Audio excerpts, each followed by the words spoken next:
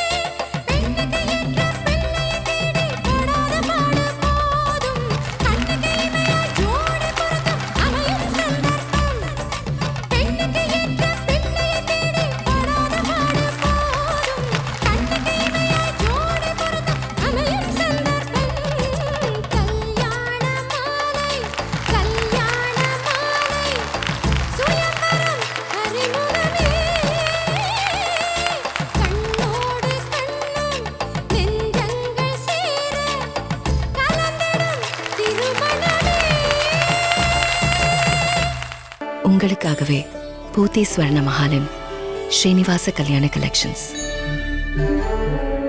பூத்தி ஸ்வர்ண மஹால், இது பரிபூரணத்தின் அடையாளம். கல்யாண மாலை சன் டிவி வரன் அறிமுக படப்பிடிப்பில் கீதா ராணி இவங்களை அறிமுகப்படுத்துகிறோம். அப்பா விநாயகவேல், அம்மா ராஜேஸ்வரி, 2 பேரும் வந்திருக்கிறீங்க. வணக்கம்.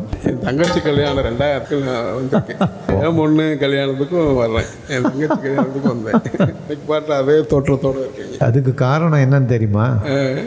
ஒவ்வொரு பெற்றோரும் குழந்தை கல்யாணம் ஆகிடுச்சுன்னு என்கிட்ட வந்து சொல்லும்போது நான் இன்னும் கொஞ்சம் இளமையாகிடுவேன். அது ஒரு கிஃப்ட் தான். சொல்லுங்கள், குடும்ப விவரங்கள் சொல்லுங்கள் சார். நானும் கவர்மெண்ட் எம்ப்ளாயி தான், ரிட்டையர்ட் ஆகியிருக்கேன் இந்த மாதம். சரி. இப்போ ஒய்ஃபு கவர்மெண்ட் ஸ்கூல் டீச்சராக இருக்காங்க. Okay okay. எங்களுக்கு 2 பொண்ணுங்க. சரி. மூத்த பொண்ணுக்கு தான் இப்போ வரேன்னு பார்க்குறோம். சரி. இந்த பொண்ணு வந்து சொந்த முயற்சியிலே டிஎன்பிஎஸ்சி பாஸ் பண்ணி குரூப் 2A பாஸ் பண்ணி very good. Tamil Nadu government treasury டிபார்ட்மெண்ட்டில் அக்கௌண்டண்ட்டாக இருக்காங்க. எக்ஸலன்ட். காரைக்குடி ஒர்க் பண்ணுறாங்க. நாங்கள் வந்து செங்குந்த முதலியார் வகுப்பை சார்ந்தவங்க. ஓகே. அதே வகுப்பில் உள்ள மாப்பிள்ளைன்னா முன்னுரிமை. ஓகே. இல்லாட்டி எனி முதலியார் பிள்ளைமார். அந்த மாப்பிள்ளையும் வந்து மத்திய அரசு மாநில அரசு பணிகள், இல்லை பப்ளிக் செக்டர் அண்டர்டேக்கிங், இல்லை பேங்கிங், இதுதான் எங்களோட எதிர்பார்ப்பு. Very good. ஒன்று வந்து ரொம்ப அமைதியான குணம், ரொம்ப சாஃப்ட் நேச்சர். அதுக்கு தகுந்த மாதிரி நல்ல மாப்பிள்ளையாகவும் நல்ல குணமுள்ள குடும்பத்திலேருந்து வரணும், நல்லா பார்த்துக்கணும். Very good. சொல்லுமா. பொண்ணு வந்து நல்ல அமைதியான பொண்ணு. சரி. அக்கறையான பொண்ணு. ஓகே. அவங்க எங்களுக்கு வந்து இன் அண்ட் அரவுண்டு மதுரையை தாண்டி ட்ரான்ஸ்ஃபர் அவுட் ஜாப்ன்றதுனால அதர் தென் மதுரைனாலும் ஓகே தான் சார். ரைட். ஓகே. பொண்ணு அக்கறையாக பார்த்துக்கிற ஒரு நல்ல பையன் அமைஞ்சா சந்தோஷம். கட்டாயமாம்மா. சிறந்த கணவன் கீதா ராணிக்கு கிடைக்கணும்னு நம்ம கல்யாண மாலை நிகழ்ச்சி மூலமாக மனப்பூர்வமாக வாழ்த்துறேன். இந்த நிகழ்ச்சியில் வந்து கலந்துக்கிட்டீங்க, வாழ்த்துக்கள். வணக்கம். பி. கீதா ராணி, வயது 25, BSc முடித்தவர். மாநில அரசு பணியில் அக்கவுண்டன்டாக காரைக்குடியில் பணியில் உள்ளவர். இவர் நன்கு படித்து நல்ல பணியில் உள்ளவரனே எதிர்பார்க்கிறார். கீதா ராணி பற்றிய விரிவான விவரங்கள் kalyanamali.com வெப்தளத்தில் இவரது பதிவு எண் 10802880. மேலும் விவரங்களுக்கு 9840891300 அல்லது 9840891500. கல்யாண மாலை நிகழ்ச்சியில் அவினாஷ் இவரை அறிமுகப்படுத்துகிறோம். வயது 30. kalyanamali.comல இவரது பதிவு எண் 1130935. BBM மேலும் MBA பண்ணிட்டு பெங்களூரில் HR ஒர்க் பண்ணிட்டு இருக்கிறாரு. டிகிரி முடித்த நல்ல பெண் தனக்கு மனைவியாக வரணும்னு எதிர்பார்க்கிறாரு. அவினாஷ் எதிர்பார்ப்புக்கேற்ற நல்ல பெண் அவருக்கு மனைவியாக உடனடியாக அமையணும்னு கல்யாண மாலை மூலமாக மனப்பூர்வமாக வாழ்த்துறோம். கல்யாண மாலை நிகழ்ச்சியில் கணேஷ் இவரை அறிமுகப்படுத்துகிறோம். வயது 29. kalyanamali.comல இவரது பதிவு எண் 1096025. BA LLB மேலும் LLM படிச்சிருக்கிறாரு. சென்னையில் அட்வொகேட்டாக ப்ராக்டிஸ் பண்ணிட்டு இருக்கிறாரு. டிகிரி அல்லது பிஜி முடித்த நல்ல பெண் தனக்கு மனைவியாக வரணும்னு நினைக்கிறாரு. கணேஷ் நினைக்கிற மாதிரி நல்ல பெண் அவருக்கு மனைவியாக உடனடியாக அமைந்திட கல்யாணமாலையின் மனப்பூர்வமான வாழ்த்துக்கள். கல்யாணமாலை ஏற்பாட்டில் வரன் பார்க்கலாம் வாங்க நிகழ்ச்சி ஜூலை 19ஆம் தேதி ஞாயிற்றுக்கிழமை நாமக்கல் டிஃப்ராண்ட் கோல்டன் பேலஸிலும் நடைபெறுகின்றது. இதனைத் தொடர்ந்து ஜூலை 26ஆம் தேதி ஞாயிற்றுக்கிழமை திருநெல்வேலி RR இன்னில் நடைபெறுகின்றது. வந்து பதிவு செய்யுங்கள். உங்கள் சமூகத்து வரன் தேடுவோரை சந்தித்து உங்கள் வீட்டு திருமணத்தை விரைவாகவும் எளிதாகவும் முடிவு செய்யுங்கள். மேலும் விவரங்களுக்கு 9840891300 அல்லது 9840891500.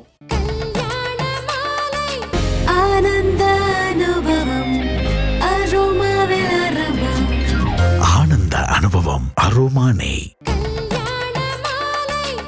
மதுரையில் நடைபெற்ற கல்யாண மாலை பிரம்மாண்டமான பட்டிமன்றம். நடுவர் திருமதி பாரதி பாஸ்கர் தலைமையில் வளர்ச்சிக்கும் வெற்றிக்கும் பெரிதும் துணை நிற்பது அடுத்தவரின் வழிகாட்டுதலா சொந்த முயற்சியா? விவாதம் சென்ற வார தொடர்ச்சி.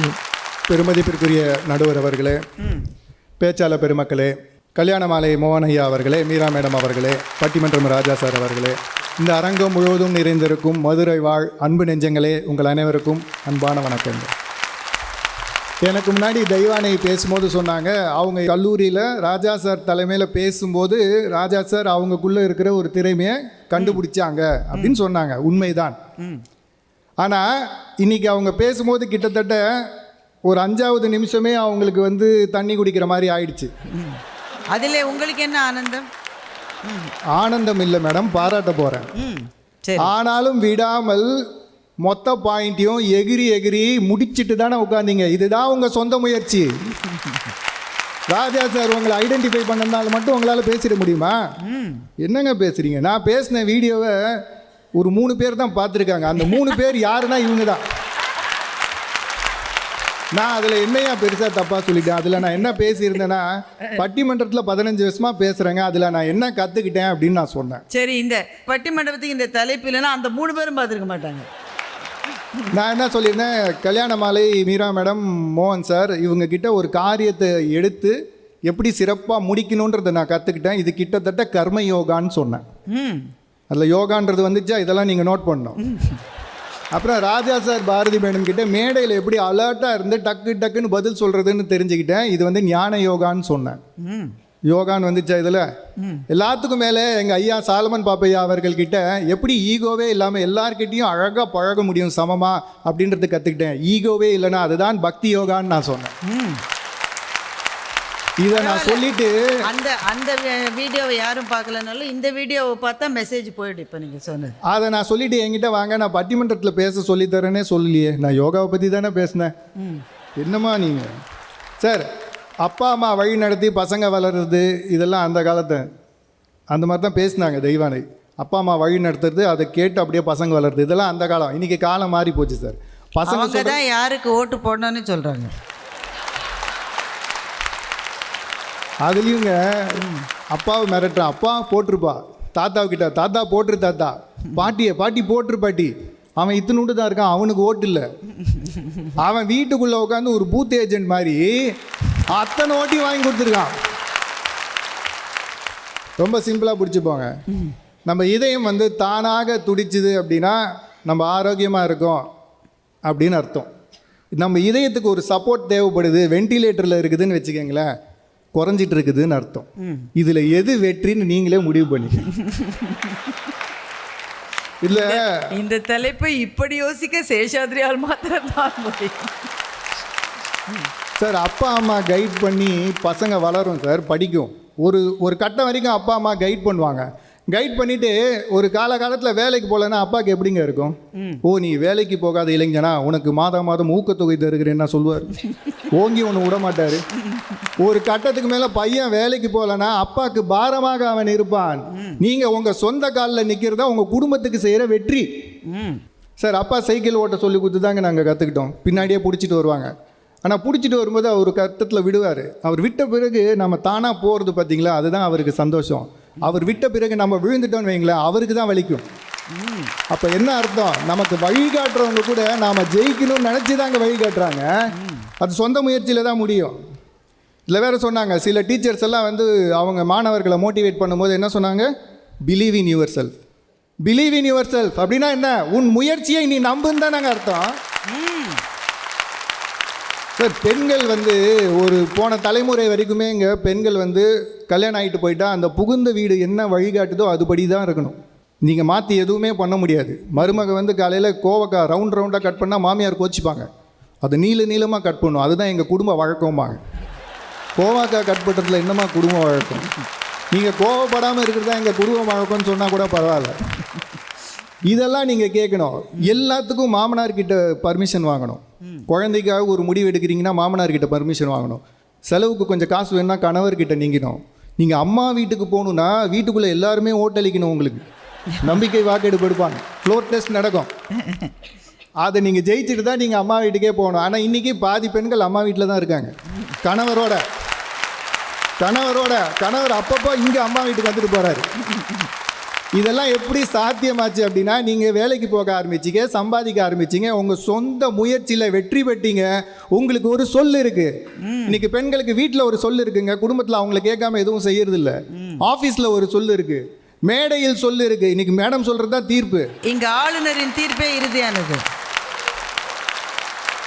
வளர்ச்சிக்கும் வெற்றிக்கும் பெரிதும் துணை நிற்பது சொந்த முயற்சியே. கலகலப்போடும் கருத்து செறிவோடும் தொடர்கிறார் கவிஞர் சேஷாத்ரி வரன்களை அறிமுகப்படுத்திய பிறகு. கல்யாண மாலை சன் டிவி வரன் அறிமுக படப்பிடிப்பில் ஜனனி இவங்களை அறிமுகப்படுத்துகிறோம். அப்பா கணேசன், தாத்தா சுப்பிரமணியம் 2 பேரும் வந்திருக்கிறீங்க. முதல்ல உங்களுக்கு நமஸ்காரமும் வாழ்த்துக்களும். சொல்லுங்கள், ஜனனியோட டீட்டெயில் சொல்லுங்கள். மூத்த மகள் ஜனனி. சரி. சித்தா டாக்டர் படிச்சிருக்காங்க, BSMS. சரி.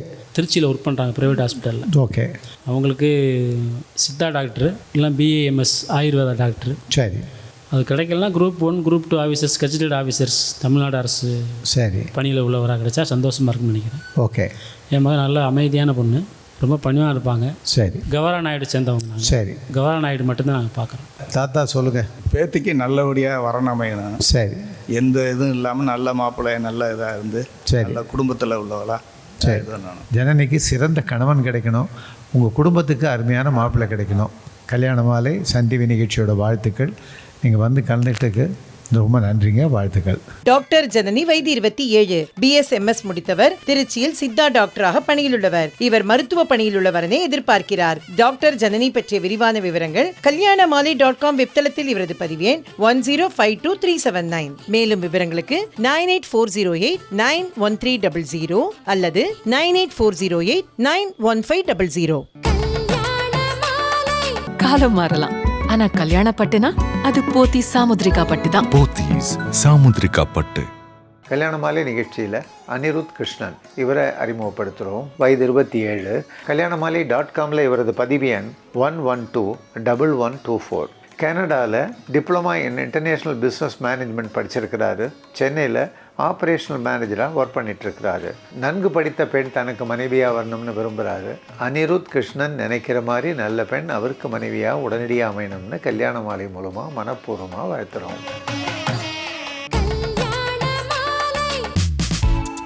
கல்யாண மாலையின் எக்ஸ்க்ளூசிவ் மேட்ரிமோனி, பிரத்யேகமான மற்றும் பாதுகாப்பான சேவை. வரனின் வயது 28. அசைவம் பிரிவை சேர்ந்த இவர் BCom மேலும் LLB முடித்து சொந்த தொழில் செய்து கொண்டிருப்பவர். வசதியான குடும்பத்தை சேர்ந்த இவர் 24 வயது முதல் 27 வயதுக்குள் அசைவம் பிரிவை சேர்ந்த நன்கு படித்து தனக்கு இணையான உள்ள குடும்பத்திலிருந்து பெண்ணை எதிர்பார்க்கிறார். மேலும் விவரங்களுக்கு 9789975900.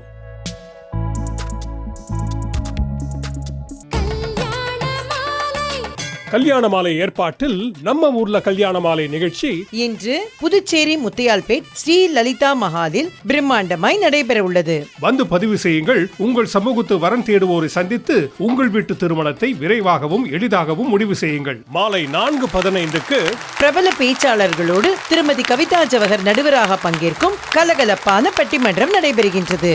மேலும் விவரங்களுக்கு 9840891300 அல்லது 9840891500. வரன் தேடுறது கடையில் போய் பொருள் வாங்குற மாதிரி கிடையாதுங்க. பொண்ணும் பையனோட எக்ஸ்பெக்டேஷனை புரிஞ்சிக்கவே முடியல. அதுக்காகத்தான் என் தலைமையில் இயங்குகிற எக்ஸ்க்ளூசிவ் மேட்ரிமோனியில் பதிவு பண்ணுங்கன்னு சொல்கிறேன். நீங்கள் நினைக்கிற மாதிரி ஒரு நல்ல வரன் கட்டாயமாக அமையும். மதுரையில் நடைபெற்ற கல்யாண மாலை பிரம்மாண்டமான பட்டிமன்றம். நடுவர் திருமதி பாரதி பாஸ்கர் தலைமையில் வளர்ச்சிக்கும் வெற்றிக்கும் பெரிதும் துணை நிற்பது அடுத்தவரின் வழிகாட்டுதலா, சொந்த முயற்சியா? விவாதம் தொடர்கிறது. அதுக்கு முன்னாடி பேசின சாக்கேத்ராமன் ஐயா அவர் சொன்னார், கடவுளுக்கே குரு இருக்காரு அப்படின்னு சொன்னார். ராமனுக்கும் கிருஷ்ணனுக்கும். நான் மகாபாரதத்தை எடுத்துக்கிறேன். அர்ஜுனனுக்கு மொத்த ஆசீர்வாதமும் இருந்தது, கிருஷ்ணரோட ஆசீர்வாதம். ஆனாலும் கிருஷ்ணர் என்ன சொன்னார்? வில்லை எடு, போர் புரி, கடமையை செய். உன் கடமையை செஞ்சாதாண்டா உனக்கு வெற்றி கிடைக்கும். உன் கடமையை நீ செய்ய வேண்டியது என்பது உன் சொந்த முயற்சி, அருளால் அது நடக்காதுன்னு கிருஷ்ணரே சொன்னார்.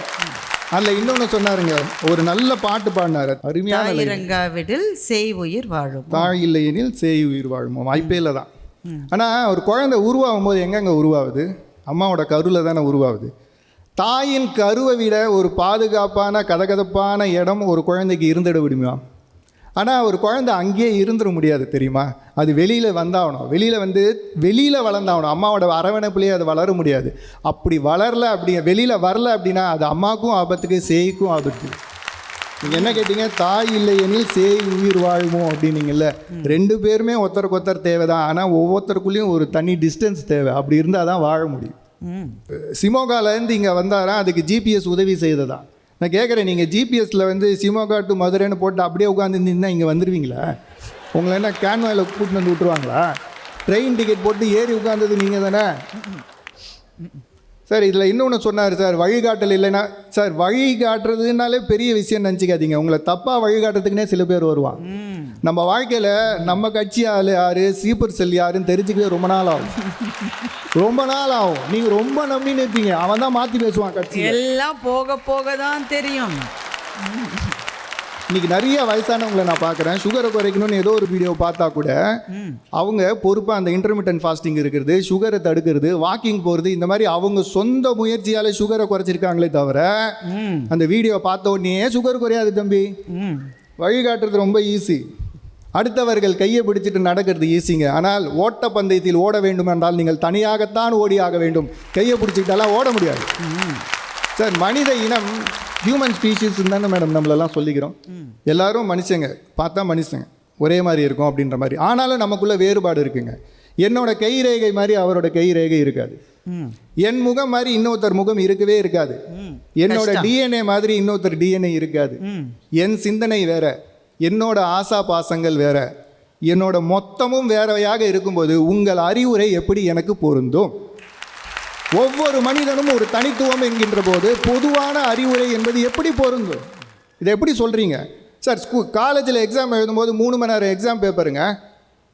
3 மணி நேரம் எக்ஸாம் பேப்பரு, எல்லாருக்கும் ஒரே கொஸ்டின், எல்லாருக்கும் ஒரே ஆன்சர். அதை நீங்கள் வழி நடத்திடலாம். காலேஜ் முடிச்சுட்டு நீங்கள் வாழ்க்கைன்னு உள்ளே வந்து பாருங்கள், ஒவ்வொருத்தனுக்கும் ஒரு பிரச்சனை. கல்யாணம் ஆகாதவனுக்கு கல்யாணம் ஆகலைன்றது மட்டும்தான் பிரச்சனை, ஆனவனுக்கு ஆயிடுச்சுன்னு பிரச்சனை. குழந்தை பிறக்காதவங்களுக்கு குழந்தை பிறக்கலேன்னு பிரச்சனை, பிறந்தவங்களுக்கு ட்வின்ஸாகவே பிறந்துட்டுருக்கேன்னு பிரச்சனை. அது இந்த ட்வின்ஸ் இருக்கிற வீட்டிலலாம் போய் பாருங்கள், தூங்காமல் பேய் பிடிச்ச மாதிரியே சுற்றின்னு இருப்பாங்க நைட்டெல்லாம் தூங்காமல். மாமியார் உள்ளூர்லேயே இருந்தால் அடிக்கடி போயிட்டு வரணும், அது ஒரு பிரச்சனை. வெளியூரில் இருந்தால் ஓம்னி பஸ்ஸில் டிக்கெட் புக் பண்ணணும், அது ஒரு பிரச்சனை. வேலை இருந்தால் வேலை இருக்கேன்னு ஒரு பிரச்சனை. பிஸ்னஸ் பண்ணிங்கன்னா கஸ்டமர் வரலையேன்னு ஒரு பிரச்சனை. இந்த எல்லா பிரச்சனையும் ஒவ்வொரு மனுஷனுக்கும் டிசைனாக தனித்தனியாக இருக்கின்ற போது சொல்யூஷன்றது மட்டும் எப்படிங்க ஒன்றா இருக்கும்? உலகத்தில் ரொம்ப ஈஸி என்னென்னா அட்வைஸ் கொடுக்குறது, இருக்கிறதுலையே ரொம்ப கஷ்டம் என்னென்னா அந்த அட்வைஸை கேட்காமல் இருக்குது. நடுவர் அவர்களே, நான் இப்படி சொல்லி முடிக்கிறேன். முதல் தலைமுறை வெற்றின்னு ஒன்று இருக்குது இல்லை, அது எங்கேருந்து வந்ததுன்னு நீங்கள் உத்து கவனிச்சிங்கன்னா உள்ளேருந்து தான் வரும். அப்படி வந்தவர் தான் அண்ணல் அம்பேத்கர், சட்டமேதை. அப்படி நமக்குள்ள ஒரு சுதந்திர போராட்டம் இருக்குன்னே தெரியாமல் திடும்னு காந்திக்கு சமுதாயத்தை பார்க்கும்போது தனக்குள்ள ஒரு சுதந்திர போராட்டம் வெறி வந்தது பார்த்தீங்களா, அது உள்ளேந்து வந்தது. ஒன்று தெரிஞ்சுக்கங்க, இவ்வளவு காலமாகியும் ஏன் இன்னொரு அம்பேத்கர் வரல, இன்னொரு காந்தி வரலன்னு நம்ம யோசிச்சுட்டு இருக்கோம் அப்படின்னா, ஏன் வரலன்னா அது வழிகாட்டலால் வராது. அந்த அம்பேத்கரும் காந்தியும் உள்ளேர்ந்து வந்த அம்பேத்கரும் காந்தியும் அப்படி வந்தால்தான் சமூகத்தில் நல்ல விஷயங்கள் நடக்கும். அதுதான் வெற்றி, அதுதான் சொந்த முயற்சியில் பெறுகின்ற வெற்றி என்று சொல்லி வழிகாட்டல் என்பது அடிக்கடி ஃப்ளோர் டெஸ்ட்டுக்கு உள்ளாகும் என்று சொல்லி நல்ல வாய்ப்புக்கு நன்றி கூறி அமைகிறேன். நன்றி, வணக்கம். அருமை. மிகச்சரியாக அண்ணல் அம்பேத்கரை பற்றி அவர் இந்த மன்றத்துக்கு நினைவூட்டினார். அதற்கு முன்னாடி அப்படி ஒரு பாய்ச்சல் இருந்ததில்லை இந்திய சமூகத்தில். அப்படி வந்து அந்த வரலாற்றை நினைவுபடுத்தினார். ஆனால் அவருக்கே அவருடைய ஆசிரியர் வழிகாட்டியாக இருந்தார் என்பதை அடுத்து வருகிறவர் ஒருவேளை சொல்லக்கூடும். முதல் தலைமுறை வெற்றி என்பதை சேஷாத்ரி ரொம்ப அழகாக சொன்னார். முதல் தலைமுறை வெற்றி அளவு அடுத்த தலைமுறையினுடைய வெற்றி ஏன் அமைவதில்லை? அவ்வளவு கஷ்டப்பட்டு அப்பா ஒரு பெரிய பிஸ்னஸை எஸ்டாப்ளிஷ் பண்ணால் பிள்ளைகளை கொண்டு போய் அங்கே உட்கார்த்தி வைத்தால் அப்பா அடைந்த வெற்றியினுடைய ஒரு விழுக்காட்டை கூட பிள்ளைகள் அடைவதில்லை. அப்போ சொந்த முயற்சி தானே இன்னமும் வலிமையாக ஜெயிக்கிறது என்று சொன்ன ரொம்ப நல்ல கருத்தை சொல்லியிருக்கிற சேஷாத்ரி அவர்களுக்கு வாழ்த்துக்கள். ஒரு ஸ்டீவ் ஜாப்ஸ் அடைந்த வெற்றியை அவருக்கு பின்னே வந்த மற்றவர்கள் அடைய முயற்சிக்கலாம். ஆனால் அந்த இனோவேஷன் என்பது அவரோடு முடிந்து போனது. அந்த நிறுவனம் அதற்கு பிறகு அதிக லாபத்தை சம்பாதித்தது, அது வேறு விஷயம். ஆனால் இனோவேஷன்றது அவர் தானே. அதுதான் அந்த ஃபர்ஸ்ட் ஜெனரேஷன் ஆண்டர்பிரினர்ஸ் என்று அதை சொல்லுவார்கள். அவர்கள் அடைகிற வெற்றியை அவர்களுக்கு பின்னாடி வருகிறவர்கள் ஒரு நாளும் தொட முடியாது என்றால் உன் மனத்தில் இருக்கிற தடைகளை நீயே உடைத்து கொண்டு உயர பறந்து போ என்று சொல்லி இருக்கிற சேஷாத்ரிக்கு மனப்பூர்வமான வாழ்த்துக்கள். சேஷாத்ரிக்கு பதில் சொல்லுவதற்காக திரு சுஜித் குமார் அவர்களை அழைக்கின்றோம். வளர்ச்சிக்கும் வெற்றிக்கும் பெரிதும் துணை நிற்பது அடுத்தவரின் வழிகாட்டுதலே. அனுபவபூர்வமாய் தொடர்கிறார் திரு சுஜித் குமார். அடுத்த வாரம் ரொம்ப சோகத்தில் இருக்கும்போது என் ஃப்ரெண்ட்ஸ்லாம் போய் எங்கள் ஸ்கூல் பிரின்சிபல் கிட்ட போய் சொல்லியிருக்காங்க, உங்கள் ஃபேவரட் ஸ்டூடெண்ட்டு ரொம்ப டல்லாக இருக்கான்னு. அந்த அம்மா என்னை கூப்பிட்டு அனுப்பிச்சிருந்தாங்க. என்னை கேட்டாங்க, தம்பி உனக்கு கணக்கு வரல, ஓகே, உனக்கு எது நல்லா வருமோ அதை எடுத்து படிடா தம்பி, அதில் தான் ஜெயிக்க முடியும்னாங்க. என் வாழ்க்கையை புரட்டி போட்ட ஒரே அட்வைஸ் அதுதான். HR மேனேஜர் உருவான கதை.